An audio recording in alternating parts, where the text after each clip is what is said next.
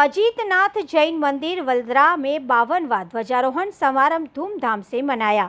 70 बेदी पूजा के साथ ध्वजारोहण, महाआरती एवं महाप्रसादी का हुआ आयोजन।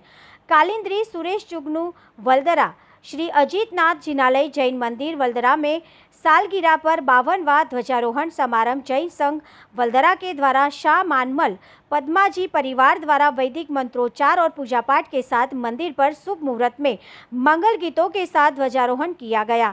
इस दौरान 70 बेदी पूजा पाठ के साथ महाआरती और प्रसादी का आयोजन हुआ।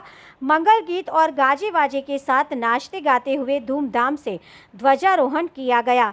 इस अवसर पर जैन संघ वल्दरा की 2 दिवसीय बैठक का आयोजन हुआ। इस दौरान रूपचंद नगराज, लक्ष्मण, राजू राठौड़, भरत, फूलचंद, प्रकाश, कल्पेश, दिनेश, धनराज, जयवंत जैन समेत बड़ी संख्या में भाई और बहन उपस्थित रहे थे।